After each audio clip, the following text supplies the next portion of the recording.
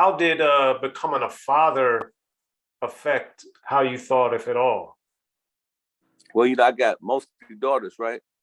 So when you think about what you're doing and you look at your children, like I said, when you're young, my man, when you're young, you don't think about none of that shit. All you think about is being the biggest pimp in the game, being the biggest gangster, being the biggest drug dealer, and that's all you see. That's all you know. You probably growing up a little differently. You probably seen doctors and lawyers and influential people. All I seen was pimps, hoes, and gangsters, and and killers and shit, right? So these are the people that sparked my interest. So naturally, I'm growing up. I want to be a part of that lifestyle, and to be in that game, you have to play a certain game. You got to make sure you play to win, right? So that's what I was doing. I was just playing a game, But once I like, I don't know if you read the Bible, but in the Bible, it's the story about David, the shepherd boy. And David was, he stumbled upon his father and I believe one of his brothers, and they was talking about the perks of being a king.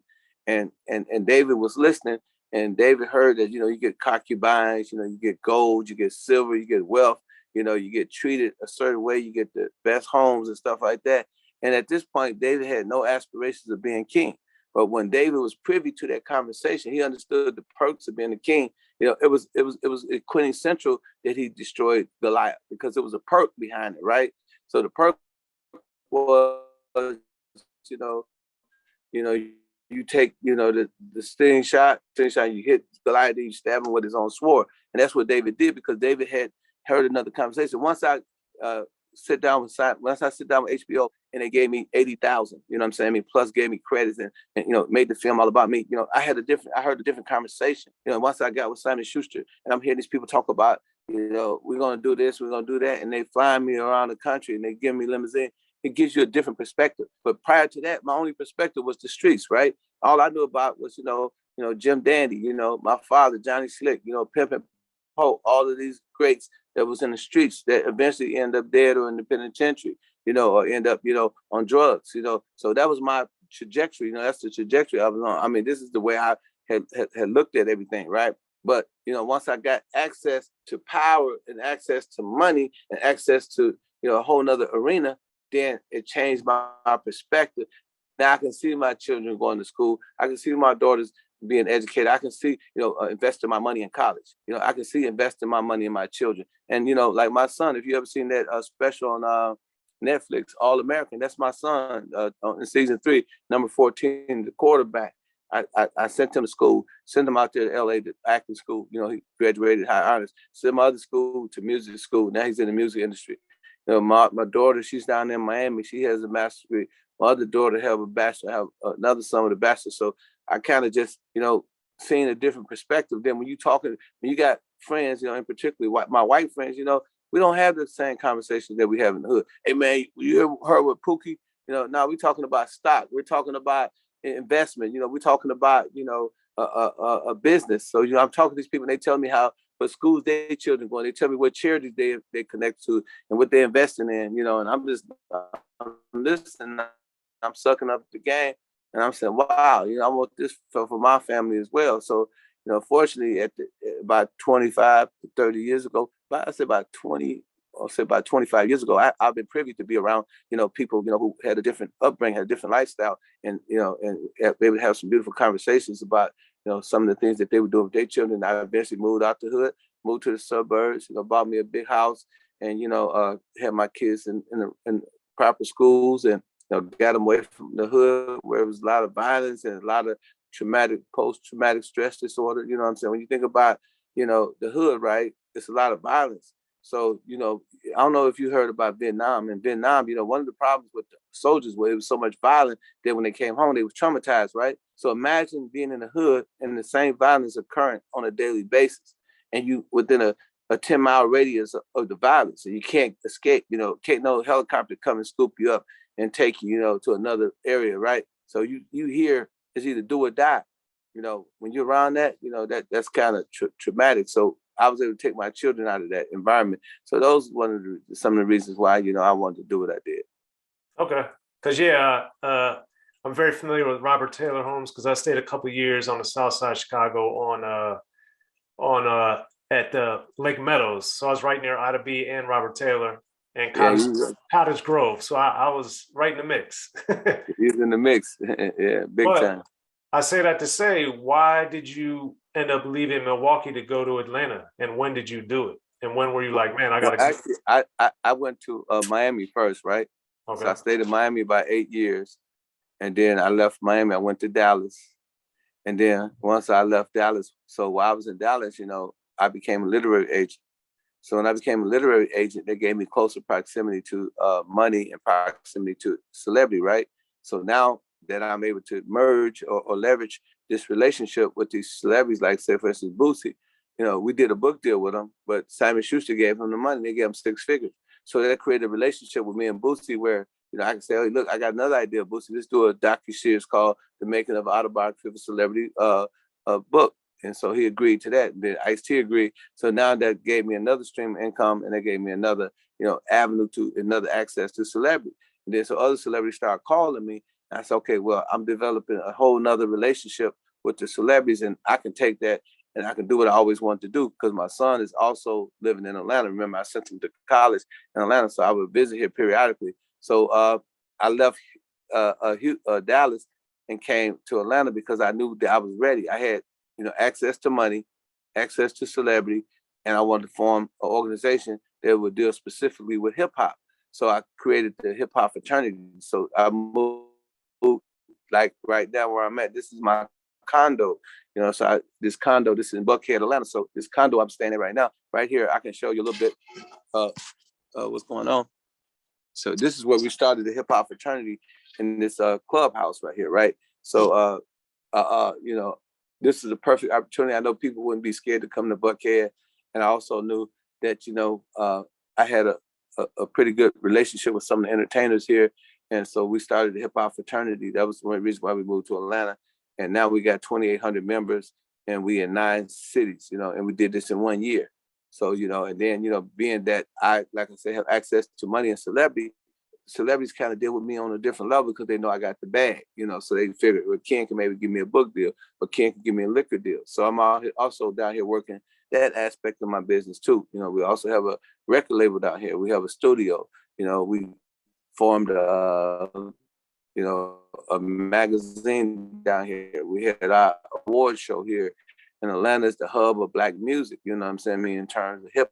So a lot of people, in hip hop come here, because you got the Gucci Mans, the T.I.s, the Little Babies, all them, the last 13 people that's been on, for the last 20 years, people have been on chart has been people from Atlanta. So it's a good area to and then you got Tyler Perry, the Universal Studios, they built a big facility out here. So you got the entertainment world right here. Because I've been doing intros and outros for artists for a long time, I'm a part of the entertainment. I'm the big uncle of hip hop. It's not too many rappers that have been worked with me. So I realized, 99% of succeeding in life is knowing your value, right? And knowing your worth and knowing, where you're strong at. And I know that from a perspective of entertainment, I'm strong because I have relationships with these different artists. And of course, I'm intelligent. So I know how to, put people together. I know how to lead. I'm a great leader. I've studied leadership from multiple levels. You know what I'm saying? So I understand how to lead people. I understand how to form an organization, how to form, a camaraderie, right? So, and then I know how to expand it and scale, right? So we scale in our business on a whole nother level. So we got people all over the world. I got the most intelligent people. I got people with PhDs. I got lawyers and everything that's up under my organization. So I can take those people intelligent and work with them, and we can utilize that intelligence and value that. Like you got my man in D.C., the guy that plugged us with this, Tony, who plugged us with this interview. He runs my D.C. chapter. You know what I'm saying? So we have people all over the country. We have people all over the world that's a part of this organization.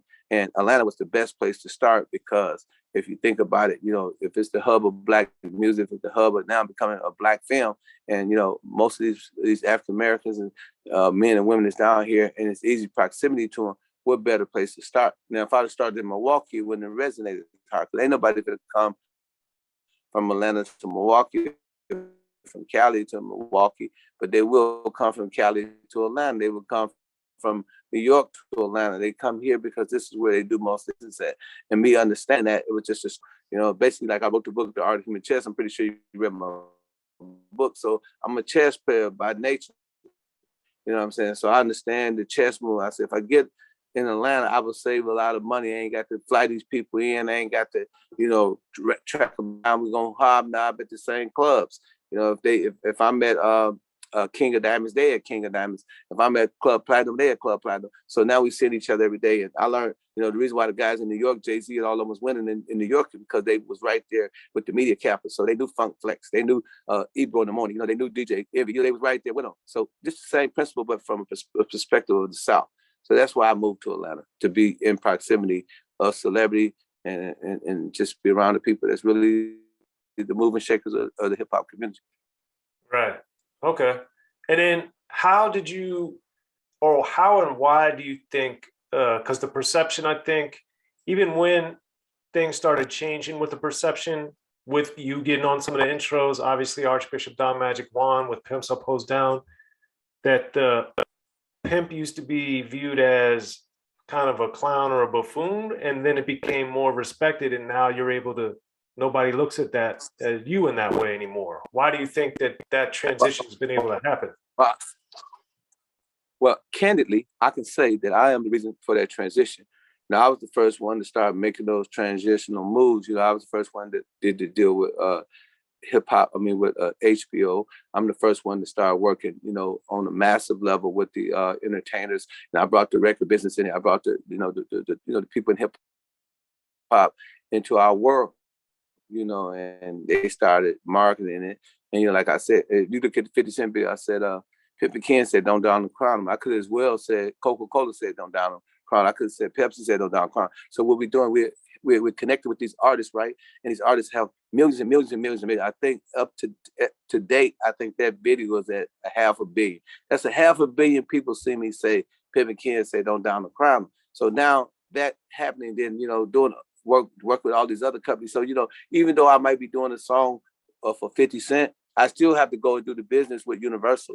You know what I mean? I still have to do the business with Def Jam. You know, every time I did business with Lil Jon and we did a feature, I didn't talk to Lil Jon when it came to the business. I was talking to Vince Phillips, you know, who was his lawyer, who was working with TNT. You know, so they developed relationships with these people. And, you know, I just started, you know, just building my relationship. And I changed the whole perspective because a lot of pimps prior to me were scared to go out there. You know, they were scared to be out there on some, you know, on some public stuff because it was a secret society, right? So somebody had to take the initiative. So I changed the whole trajectory of how people look at how the game is supposed to be played. Everybody thought, you know, you pimp or die. Who want to pimp or die? You know what I'm saying? I'm like, that's all we gonna do is pimp or die. I said, that's a bad philosophy. I said, no, I'm gonna pimp and multiply. You know what I'm saying? So I said, I'm gonna change the perspective. I'm gonna write books. You know what I'm saying? I'm gonna invest in real estate. I'm gonna be a businessman. I'm gonna be a literary agent. You know, I'm gonna do business with Netflix now. You know what I'm saying? I'm gonna do business with all these business people and people respect me, you know, and, you know, I do a lot of business with a lot of business people. You know, I'm gonna form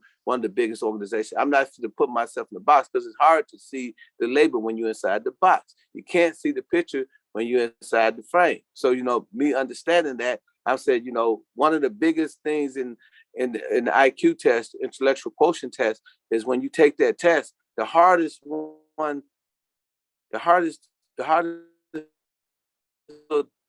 is when you draw that line and you connect the lines, and you can't. If you go out, if you don't connect all the dots, then, you know, you lose. But I figured out the way you connect all the dots is you go outside the box. So you had to actually take the line and go way outside the box and then come back inside the box. You know, and that's how you was able to do that. And most people, believe it or not, 99% of the people in America cannot pass that test. You know, because it's called. You got to be objective. You know, you got to be unorthodox. You know, you got to think outside the box. And I think a lot of people don't think outside the box. So I was thinking, you know, like Don King, who was my mentor and my idol. You know, I said, well, Don King was a former murderer, as he was out there a criminal, and he changed his life. He went and changed the whole, you know, trajectory of how business is, and from a perspective of boxing. And, you know, he's doing business with Caesar Palace and MGM Grand. You know, why can't I do the same thing? You know, and so you know, I made it popular for pimps to make transition. You know, I gave them a way out, because without me, you know, like you said, everybody loved the clown, but don't nobody want to take the clown home. I made it possible for the clown could come home. I'd have been in some of the most influential people in the world's houses. You know what I'm saying? I'd have been in their living rooms. You know, we didn't sit down. I didn't took some serious meetings. I mean, like we just did a deal with D.O.C, you know, where it generated millions of dollars. You know, Pixie Paulo, you know what I'm saying, who owns a local choice liquor, a very influential white woman, you know, that's very powerful. You know, have a lot. You know, she deal with Tony Robbins and everything. You know, me and her, you know, we go out to eat all the time. You know, because you know I changed my mentality, so I changed my reality. You change your attitude, you change your aptitude. And I think that's what a lot of people understand. A lot of young people, they understand that if you change your perspective one iota, you know what I'm saying? I mean, if you change your, you know, your pendulum, you swing your pendulum one fraction to the left, that you can change the whole way your life is going to turn out. And I think that somebody had to do it, you know, and I took the initiative to do that because, you know, I think that a lot of young people were saved by my move, you know, by me getting out the pimp game and doing this positive thing that I'm doing and being this consummate businessman that I am. You know, I think it changed a lot of people's perspective. And, you know, more people, obviously, because you see I'm in corporate America, a lot of people respect us now. You know, so I got a lot to do with the respect for the game. You know, like deal with flicks. You know, I mean, I deal with all these people, you know, on some serious numbers, right? And they give me as no that, you know, I know my business. I know what I'm doing. I can create, I can change their bottom line, which is really what most companies want to know. They don't care if you're a pimp or what you did in the past. Can you change our bottom line? If that wasn't the case, Snoop Dogg and Dr. Dre would have never opened up for the Super Bowl. You know what I'm saying? You know, to the NFL, if they change our bottom line, then let's have them. You know, that's how they think. That's right. That's just the way the world is now. Hip hop is the #1 genre. It's the most, you know, regarded music in the world now. You know, everybody loves it. You can't play nothing without hearing the hip hop jingle. Yeah. So what's the goal with what are the goals for Hip Hop Fraternity then? Well, we already did. I mean, we move so fast, man. It's crazy, right? So the goal is to be the biggest, baddest hip hop organization in the country, Fraternity, which we accomplished that. Second goal was to bring artists into our fold or up under our umbrella and give them a sense of direction, give them management and not damagement, you know, give them guidance, you know, give them motivation and inspiration. And that's what we done. We done that. Another goal was to, you know, to set up chapters throughout the United States. We got 9 chapters. We got one in D.C., one in Cali, one in Vegas, one in Milwaukee, one in Denver, one in Arkansas, one in Memphis, and one in Minnesota, and one in Dallas. So we well on our way to do that. And then ultimately is, you know, I'm a fisher, right? So I fish. But I don't fish for catfish. I don't fish for perch. I don't fish for sharks. I fish for a whale. So we trying to catch a whale, you know. And so everything we're doing from the opposite standpoint is for us to catch a whale, which is corporate America. You know, and being that I'm dealing with corporate America, I understand the bait that I need to catch corporate America's attention. And I think when they realize that it's an organization out here that's a hip hop organization that has its own social media, which is the hiphopfraternity.com. It's an organization that has their own radio, which is HHF Radio. It's an organization that has their own clothing line, which is Hip Hop Fraternity Clothing, and an organization out here that has their own record label and their own studios and so on and so forth, and they independent. I think that the whale, which is, you know, corporate America, the big record labels, you know, I think that they're going to be willing to bite their brands with us, and they're going to provide us with growth. And since the advent of Silicon Valley, and you look at your, your IGs, you know, your Facebooks, you know, these startup companies, a lot of, you know, major corporations and the venture capitalists,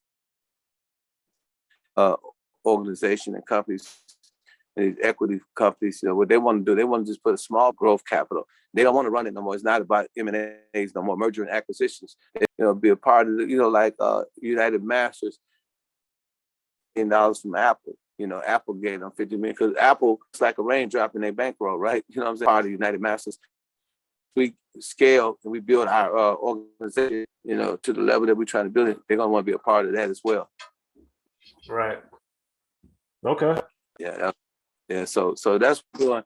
we're trying to catch a whale, man. That's the perspective of hip hop fraternity. If not, then we're gonna build our artists. You know, we're gonna create our own situation. We got the capacity on the website, the hiphopfraternity.com, to do our own streaming. So we can stream ourselves live, just the same. Everything that any other organization do, we can do, you know. So that's one of the projections in the event that, you know, we don't catch the whale, then we're going to just, you know, put our artist music on the hiphopfraternity.com and people be able to actually buy music directly from the website.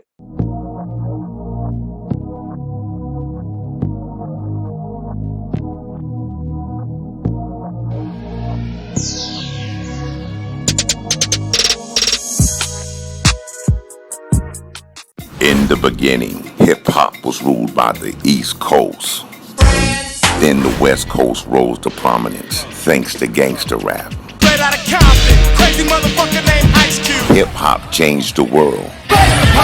Gangster rap changed the narrative. I'm representing for the gangsters all across the world. And then changed the world again. Cause I'll come and take your life away. The history of gangster rap features unheard stories, unseen photos and documents, all with exclusive interviews from the founders and players who shaped gangster rap. I think a real gangster rapper has to scare you a little bit. The history of gangster rap written by veteran rap journalist Soren Baker. In stores now. Yo, what up? This is DJ Quick. Be sure to pick up my homeboy Soren Baker's book, The History of Gangster Rap, if you really want to know what we do.